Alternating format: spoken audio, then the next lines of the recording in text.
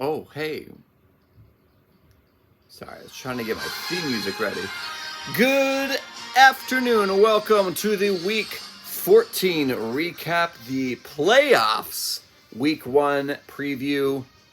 It is me, your host, and the commissioner, and coincidentally, the lowest and last place team in the league. And what a dismal day it is for me. But here we are.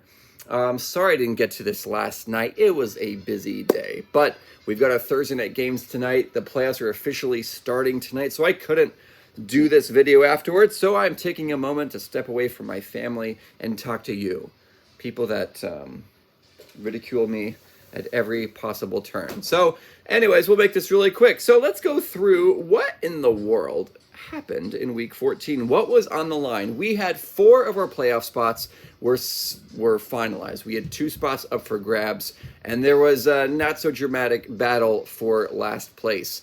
That's what was at stake. There was also seeding, the number 1 and number 2 seeds to get that bye week, and that was what was up. So the first matchup was the Jeff boys taking on Gone Fishin'. And Gone Fishin', you talk about teams that are entering the playoffs hot, you wouldn't talk about Matt's team.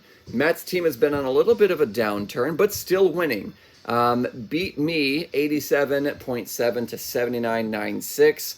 And I could have won if I had played one different person. If I'd done Chris Godwin instead of DJ Moore. DJ Moore, guys, if I draft him next year, kick me out of the league. Also, I don't know if I can even do the league next year. 2 years, second to last and last, it really takes a toll on you.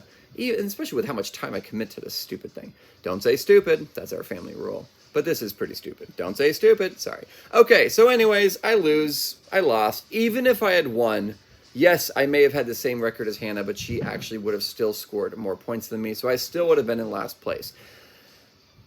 So it was just bad for Jeff. 3-11. That's what I finished as. Last place in the league. I will do the punishment. I will be doing the calendar. And we'll talk about that later on. All right, Gone Fishin' did win 10-4. And we'll talk about seeding in a second. So congrats to Matt, your best year ever. And I'm so happy for you.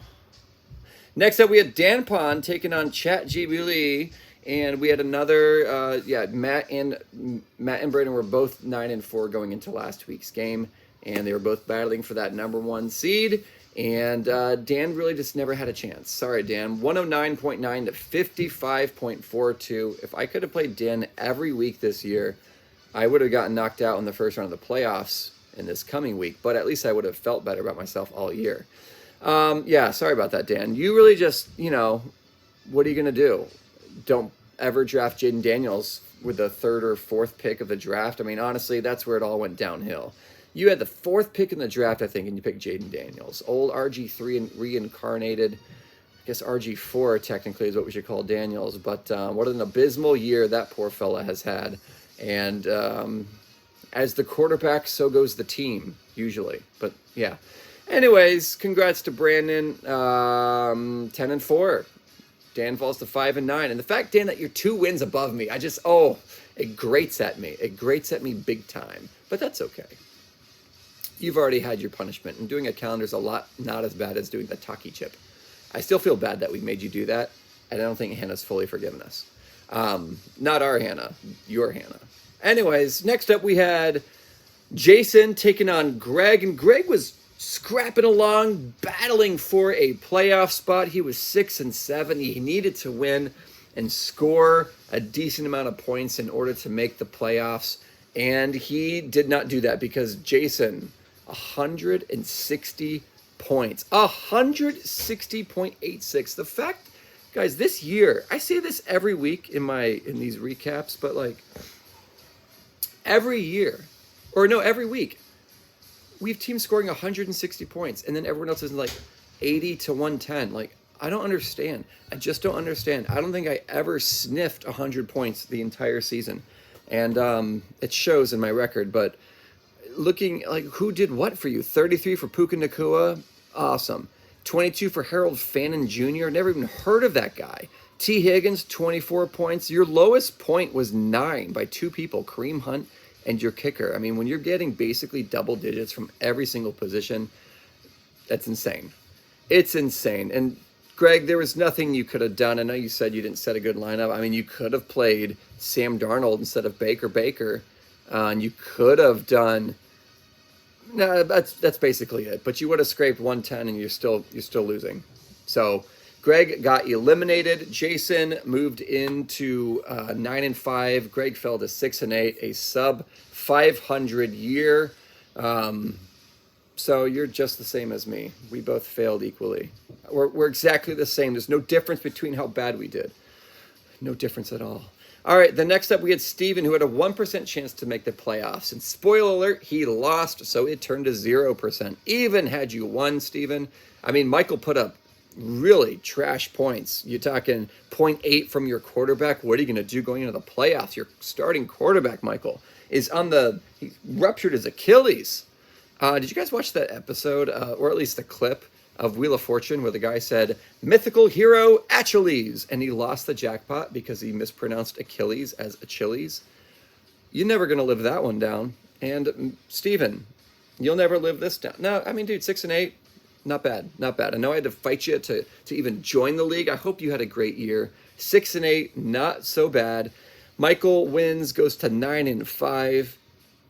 And Steven, did you start the right quarterback? Let's see. Yep, Drake May was on a bye week, so you started the right quarterback. Herbert only got you 12 though, so not so great. But could you have won? Let's take a quick look. If you started Rashid Shaheed as your flex instead of Ladd McConkey, that'd be a plus 13 for you. You'd be at 86 points. Yes, you could have won this game very easily. Well, not very easily. But, but I mean, if Michael had started Blake Corum with 27 points on his bench. Anyways, you love to play the woulda, coulda, shoulda game, and you shoulda not joined this league. But I hope you come back next week, pal. It's been fun. All right, so moving on. The Queen taking on Carlos. Oh, Carlos. Oh, Carlos. Band trades.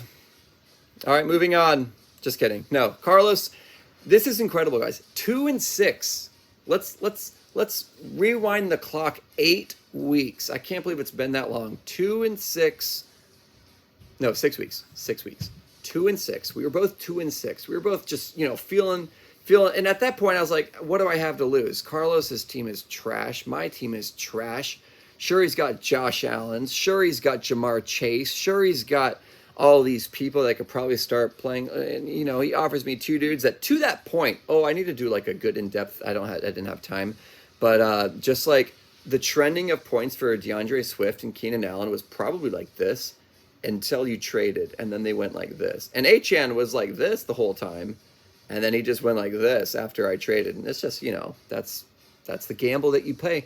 And Carlos, just kudos to you. You needed to win, and you needed to score more than, I think, 50 or 60 points in order to beat out Mike and get that last playoff spot. And you scored 163 points. Hannah, 123 by you.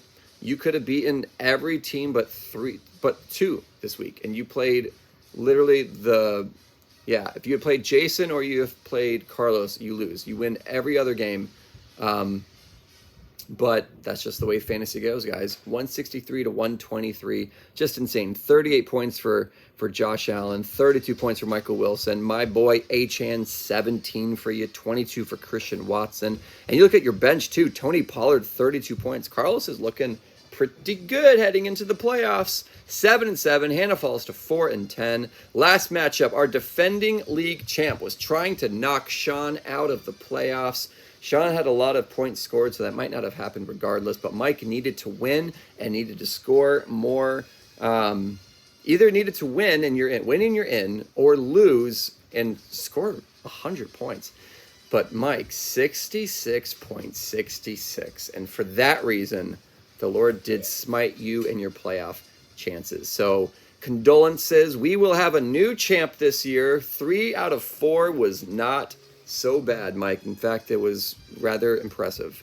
But the league wants parity. The league wants a new champion.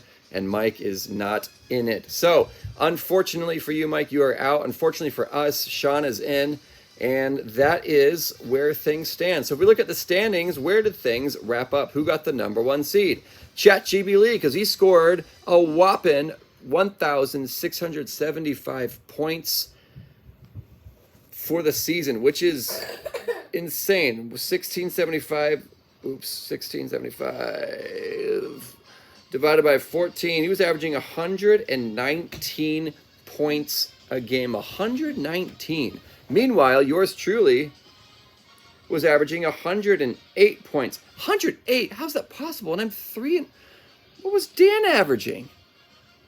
1,230 divided by 14. 87 points a game. How do I average more than 20 points a game more than Dan, and I have 3 less wins than him? 2 less wins than him. Oh, that'll really grind your gears. Anyways, whatever. All right, congrats to Brandon, the number 1 seed. Matt moves into the number 2 seed. We had 2 10-4 teams. Number 3 seed is Jason. Number 3 is Michael. Number 4 is Jason. Number 5 is Sean. And then our 6th seed is Chasing Allen to London, Carlos.